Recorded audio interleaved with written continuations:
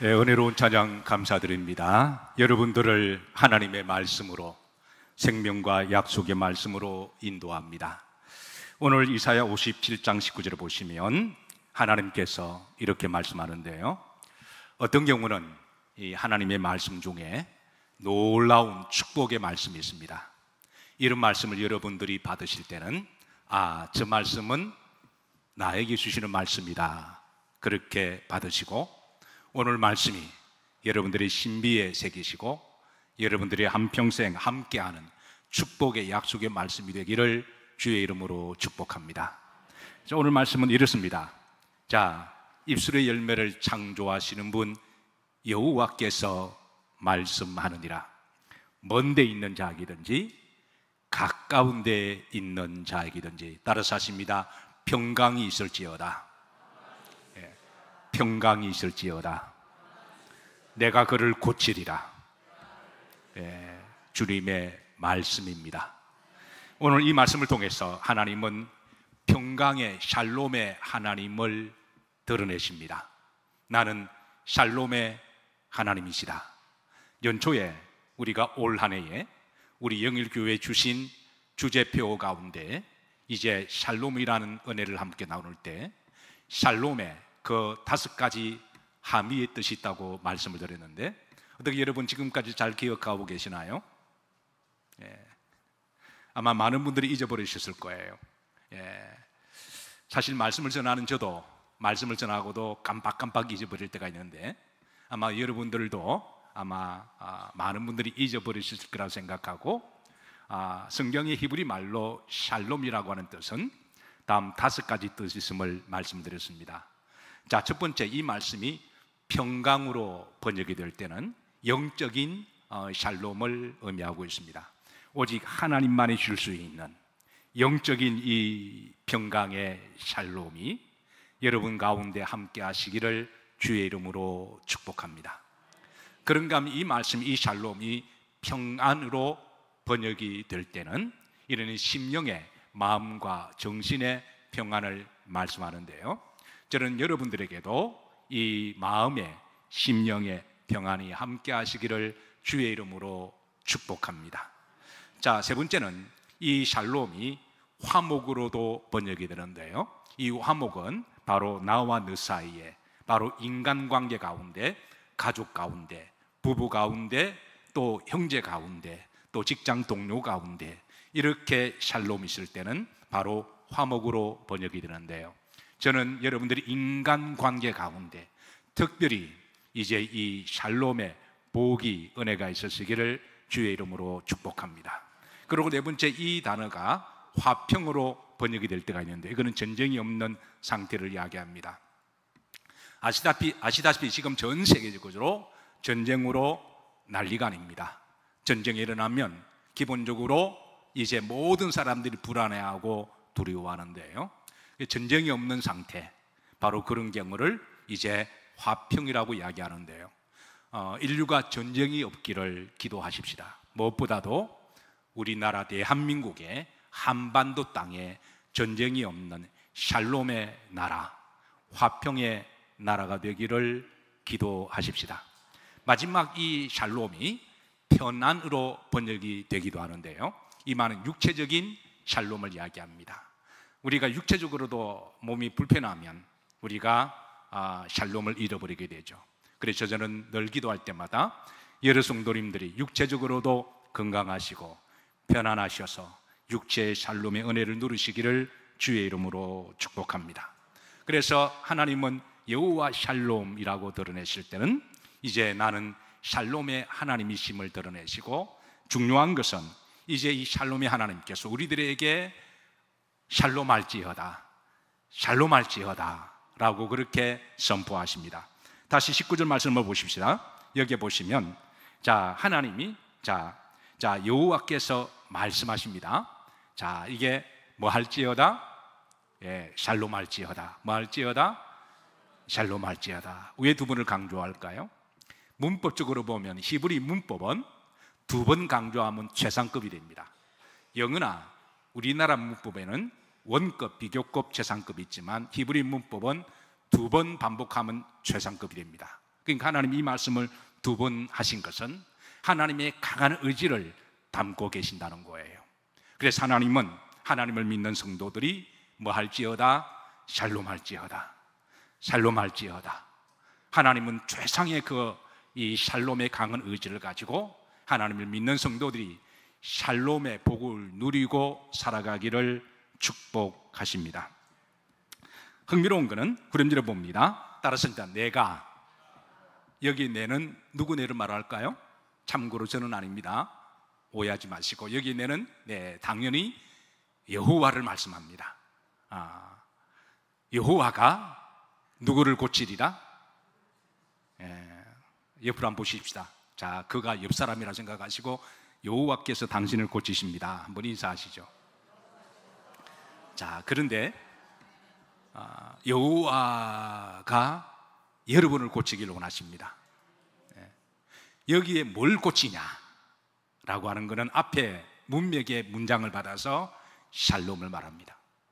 어떻게 보면 인류는 샬롬을 잃어버리고 살아가고 있습니다. 영적으로 보면 불안과 두려움 속에 아주 샬롬을 잃어버린 중병을 안고 살아가는다고 말할 수가 있는데요, 하나님은 이 샬롬을 잃어버리고 불안과 두려움의 질병 속에 살아가는 인류를 향하여 내가 그를 고치리라. 중요한 것은 여기에 주어가 누군가요? 여호와입니다. 사람이 아니라, 단체나 기구가 아니라 여호와입니다. 사랑하는 성도 여러분, 여러분들의 인생의 주어 가운데 항상 주어는 내가, 사람이, 돈이, 세상이 아니라 하나님이 되시기를 주의 이름으로 축복합니다. 하나님이 선포하십니다. 누가 고치신다고요? 여호와가 내가 고친다.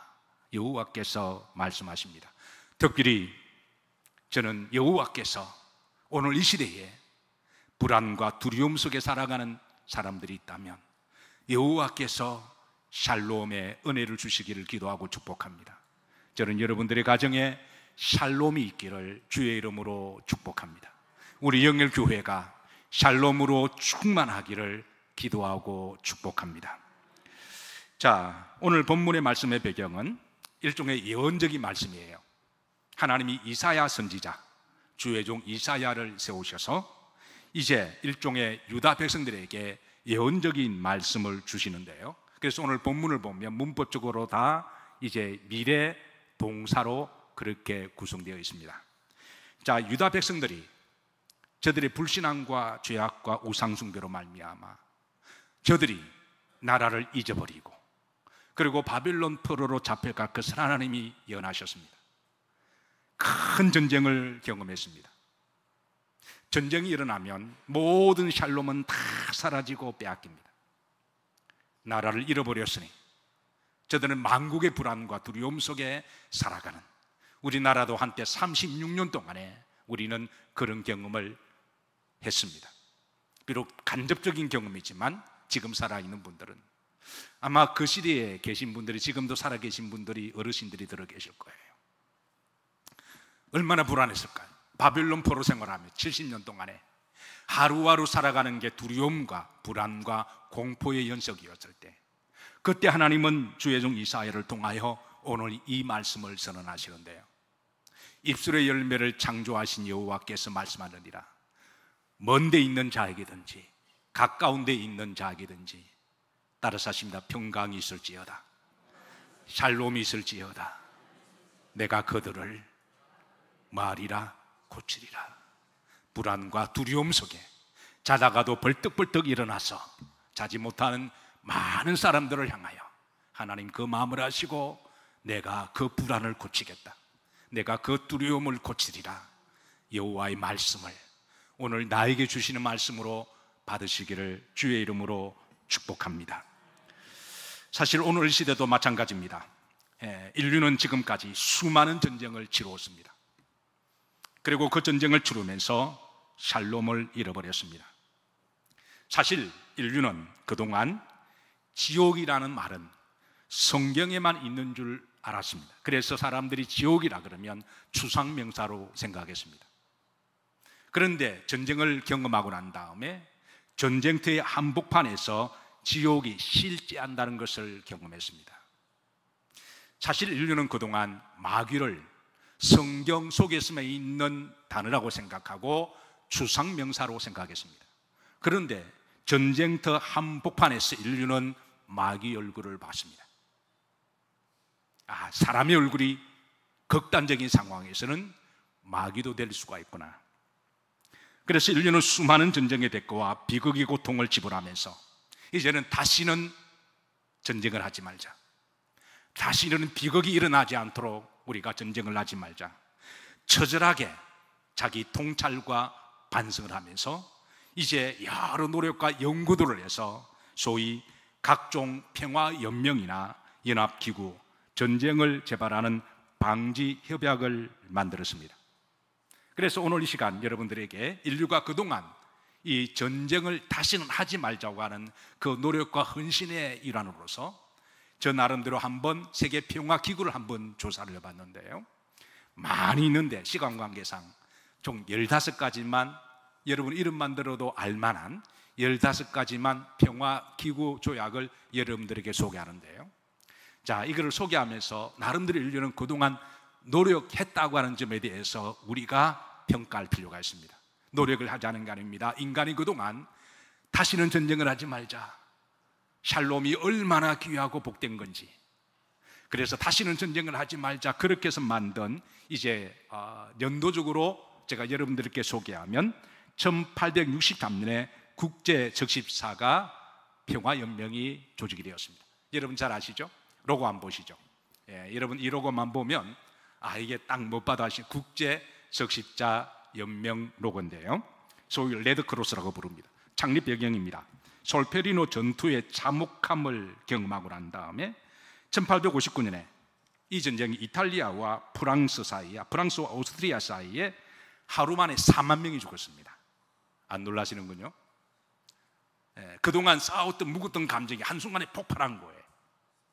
그동안 쌓였던 감정들이 차곡차곡 오해와 갈등과 그리고 정오와 적개심이 어느 한순간에 폭발했는데 한날에 4만 명이 죽었습니다. 하루 동안에 자기들이 무슨 짓 한지도 모르고 지나고 보니까 마귀짓 한 거예요. 그래서 이 끔찍한 참상을 경험하고 난 다음에 저들은 다시는 전쟁을 하지 말자, 그렇게 해서 만든 기구가 바로 국제적십사였고요, 창립 목적은 다음 3가지입니다. 한번 읽어보시죠. 다시 참혹한 전쟁의 재발 방지, 전쟁 및 무력 충돌 희생자 보호 및 지원, 전쟁 중에 상처를 입은 병사들 치료를 위한 국제 인도법 전수. 자, 이 평화연맹 창립 배경은 분명하고 명분이 있고 창립 목적은 거창합니다. 자, 두 번째, 1920년입니다. 국제연맹이 조직되었습니다. 1차 세계대전을 경험하고 난 다음에 인류가 다시 한번 깨달았습니다. 인간은 이렇게 잔혹할 수가 있는가? 인간은 이렇게 마귀적일 수가 있는가? 그래서 수많은 생명의 대가를 지불하고 난 다음에 그때 모여서 다시는 전쟁을 하지 말자, 그렇게 해서 만든 국제평화연맹이죠. 창립 배경은 이제 ABC와 같습니다. 시간 관계상 이제는 화면으로만 여러분 눈으로 빨리빨리 보시고 이제 목적도 눈으로만 빨리빨리 보시며, 자, 창립 배경은 분명합니다. 명분이 있습니다. 그리고 목적은 거창합니다. 전문까지 들어가면 굉장히 전문이 길어요.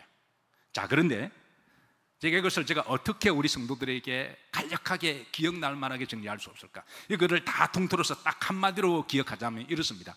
따라서입니다. 다시는 전쟁을 하지 말자. 결국 이 말입니다. 그러니까 다시는 인류에 전쟁이 없게 하자, 이겁니다. 자, 3번째입니다. 파이브 아이즈입니다. 여러분 잘 아시는 5개의 눈이죠.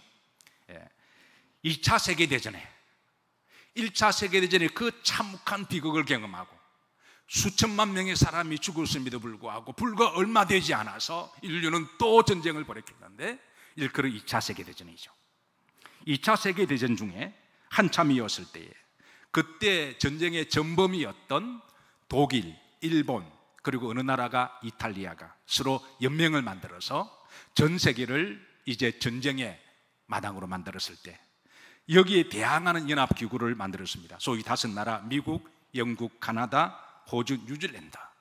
그래서 이 5나라가 우리가 헌신하고 힘을 합쳐서 이 전제주의 국가 3나라의 전쟁을 방지를 막아야 되지 않겠느냐라고 해서 만든 기구가 바로 Five Eyes라고 하는 이제 평화연맹이죠.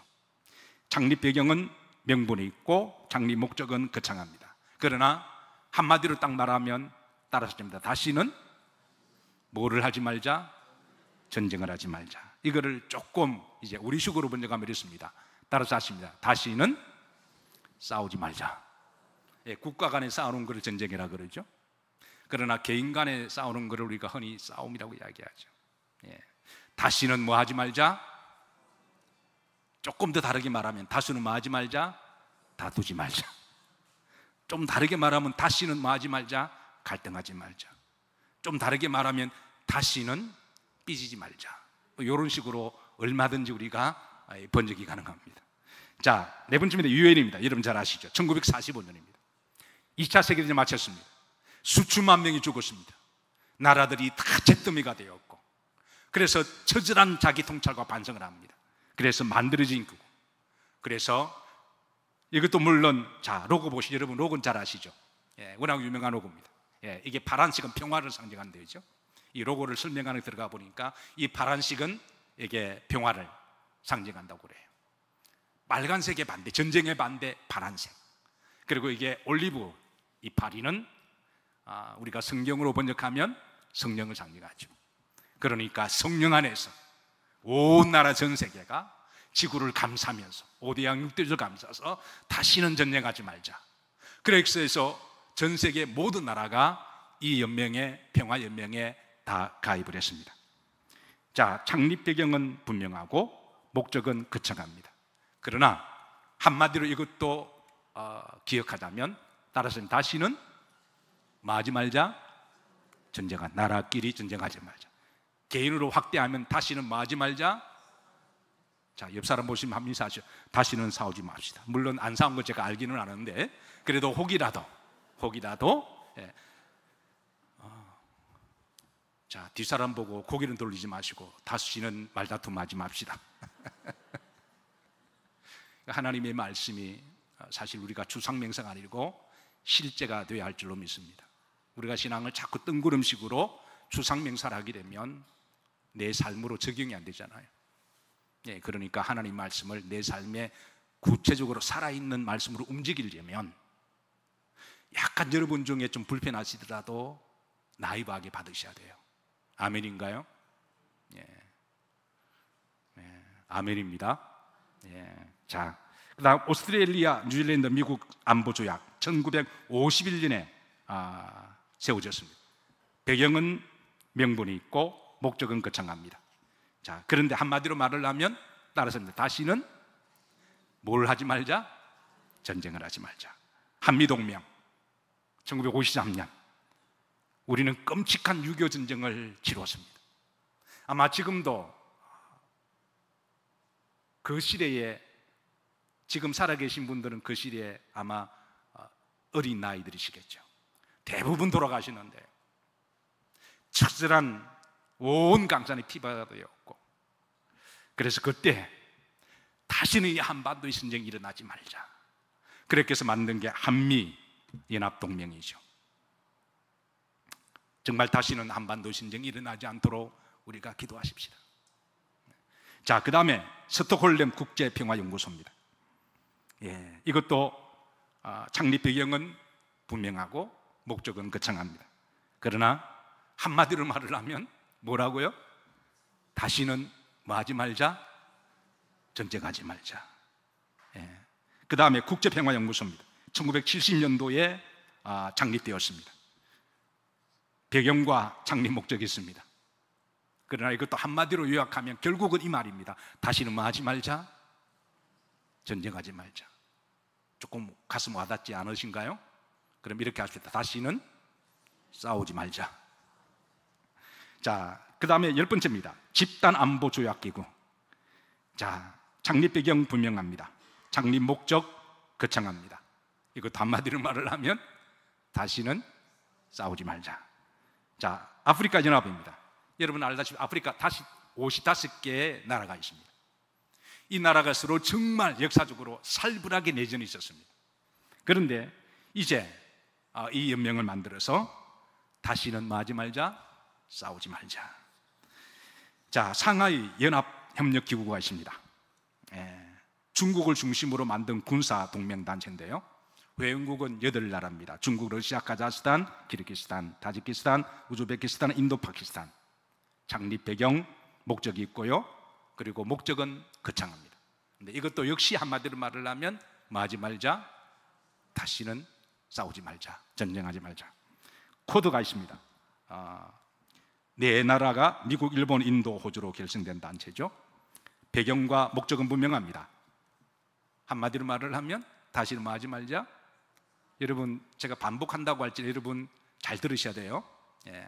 마지막 14번째 오커스입니다. 태평양 지역에 군사, 태평양에 있는 연안에 있는 나라들이 우리가 다시는 뭐 하지 말자? 싸우고 전쟁하지 말자. 마지막 한미일 3국 협정이죠. 최근에 동아시아 2023년 2년 전입니다. 이것도 결국은 다시는 뭐 하지 말자? 전쟁하지 말고 싸우지 말자. 자, 그런데 첫 번째, 인류는 그동안 나름대로 노력했습니다. 다시는 하지 말자. 정말 이 평화연맹과 기구를 만든 사람은 다 그 나라의 대통령이거나 머리가 천재 같은 학자들만 구성되어서 각 나라를 대표하는 기구들이 모여서 그렇게 해서 만든 연합단체들입니다. 평화기구들입니다. 나름대로 노력했습니다. 그런데 말입니다, 이렇게 인류가 노력하고 헌신했음에도 불구하고 갈수록 전쟁과 분쟁과 싸움은 더 늘어나고 있습니다. 이렇게 노력했음에도 불구하고 우리 다시는 하지 말자, 다시는 싸우지 말자, 다시는 전쟁하지 말자, 그랬음에도 불구하고 인류는 점점 더 전쟁이 많아지고 점점 원수가 되어가고 점점 갈등과 분쟁이 일어나고 있습니다. 왜 그럴까요? 문제가 뭘까요? 우리 여기에서 인류는 다음과 같은 질문을 던집니다. 과연 인간들의 노력과 헌신만을 가지고 평화조약이 가능할까라고 하는 질문을 던집니다. 이렇게 인류는 그동안 수많은 전쟁을 치르면서 전쟁이 끝나고 난 다음에 다시는 싸우지 말자, 너무 많은 대가를 지불했으니까 어떤 사람은 남편을 잃었고, 어떤 사람은 자녀를 잃었고, 어떤 집안은 풍지박산이 되고, 다시는 하지 말자 그랬는데 왜 전쟁을 드러낼까요? 얼마 전에도 여러분 아시아에서 캄보디아와 태국이 또 한판을 붙었습니다. 왜 그럴까요? 다시는 하지 말자고 그랬는데, 그것도 이 조약을 만든 사람이 머리가 나쁜 사람들이 아니라 다 대통령감들이고 다 학자들이고 천재들인데 수많은 돈이 들어가고 수많은 수천 번의 모임을 가지고 왜 안 될까요? 그래서 인류는 질문을 던집니다. 과연 인간들의 노력과 헌신만을 가지고 평화조약이 가능한가라고 하는 질문 앞에, 자, 여기 여러분들의 대답은 어떠하십니까? 자, 어떠세요 여러분? 자, 제가 여러분들에게 질문합니다. 이렇게 인간들의 많은 노력과 연구를 통해서 평화기구를 만들었는데 앞으로 인류는 평화가 샬롬이 가능할까요? 불가능할까요? 이론적으로는 가능하는데 우리는 학습과를 통하여 아마 여기 계신 어떤 분들이 고개를 절레절레 흔든 것처럼 네, 불가능합니다. 왜 그럴까요? 근원적인 문제가 뭘까요? 바로 그 대답은 오늘 본문에 있습니다. 오늘 본문에 보시면 하나님께서 이렇게 말씀하십니다. 누가 고친다? 내가 고친다. 하나님이 알고 계십니다. 너희들은 안 된다라는 거. 왜냐하면 그 마음속에 탐욕이 있는 한, 자기 고집이 있는 한, 자기 감정이 있는 한, 자기 욕심이 있는 한, 각 나라마다 자기의 탐욕과 욕심을 가지고 그거에 있는 한 아무리 수백 개 평화조약을 제가 15건만 소개했지만요, 사실은 적응 합치면 훨씬 더 많습니다. 인간들은 안 된다라는 거예요. 그래서 하나님이 선언하십니다. 놀라운 말씀하십니다. 따라서 내가 고친다. 분명한 것은 하나님 밖에서는 인류는 답이 없습니다. 그래서 하나님께서 말씀하십니다. 내가 고친다. 이 말씀은 하나님의 방법으로 하나님께 주권을 내어 맡기고 인류가 하나님의 말씀에 듣고 따를 때야 비로소 샬롬의 은혜를 누릴 수 있다는 거예요. 인류는 더 늦기 전에 이 말씀을 들어야 됩니다. 만약에 인류가 더 늦기 전에 이 말씀을 듣지 않고 내가 하겠다고 하면 반드시 그 샬롬은 다시 깨어지고 맙니다. 자, 오늘 본문을 보십시다. 오늘 본문 속에 19절입니다. 여기 보시면 첫 번째 하나님의 선언입니다. 자, 누가 고칠 것이다? 내가 그들을 고칠 것이다. 주어가 하나님이십니다. 사랑하는 성도 여러분, 저는 여러분들의 가정에 하나님의 샬롬의 복이 있으시길 주의 이름으로 축복합니다. 그러면 주어가 누구가 되어야 되나요? 가장이 남자가요? 아니면 아내가요? 아닙니다. 힘센 사람이요? 목소리 큰 사람이요? 화 잘나는 사람이 아닙니다. 자녀가요? 어떤 집안은 서열이 강아지가 두 번째라 그러더군요. 예. 하나님이 주체가 될 때 하나님이 주어가 되도록 하셔야 됩니다. 내가 그들을 고치리라.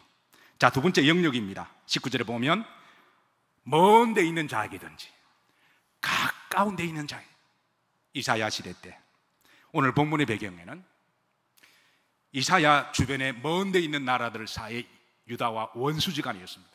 자, 어떤 나라들과 원수간이 보십시다. 먼 데 있는 나라, 아수르, 지금 시리아입니다. 바벨론, 지금 이라크죠. 애굽, 지금 이집트입니다. 수단, 엘람, 이란입니다. 북쪽 러시아. 그러니까 이사야가 살던 시대 먼 데 있는 나라들은 유다와 다 원수들이었습니다. 가까이 있는 데든, 하나님이 먼 데 있는 나라든지 가까이 있는 나라든지 보십시다. 유다 주변이 그 당시 국제 무대 정치가 가까이 있는 나라가 에돔입니다. 에돔은 유다의 바로 밑쪽에 있는 나라입니다.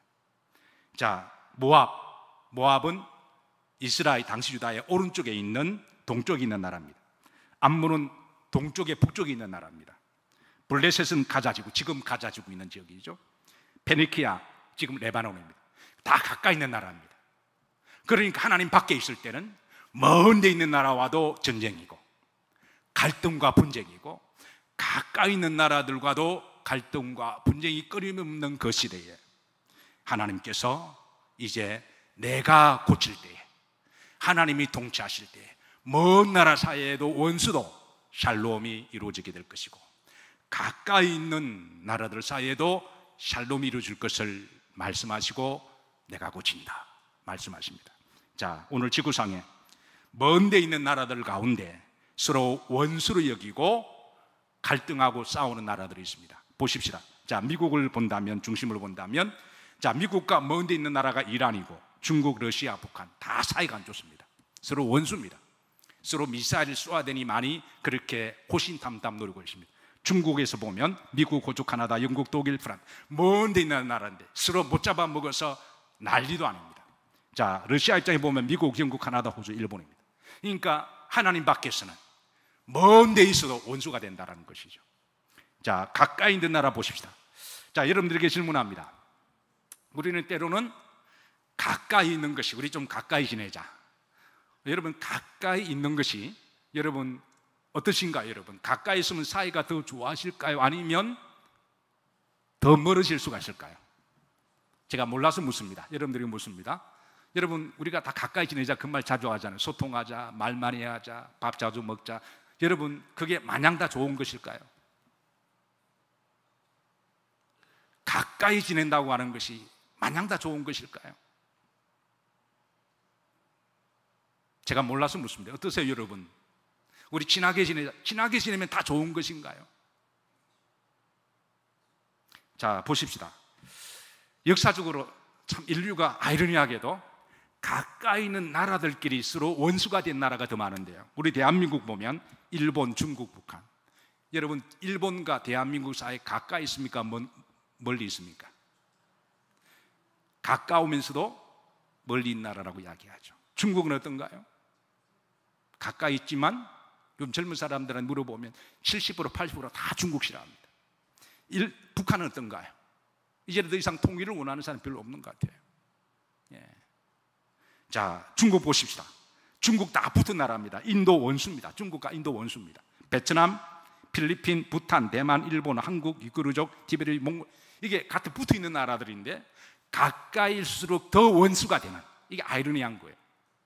아니 가까이 친하게 지내, 나중에 보니까 더 멀어지는. 그 다음 보십시다. 러시아, 우크라이나 지금 전쟁 중이죠. 조지아, 발트 3국, 폴란드, 핀란드, 몰도바, 일본, 그리스. 여러분 그리스 옛날에 터키라 그랬죠. 트르키에. 그리스와 트르키의 관계는요, 대한민국과 북한보다 더 원수입니다.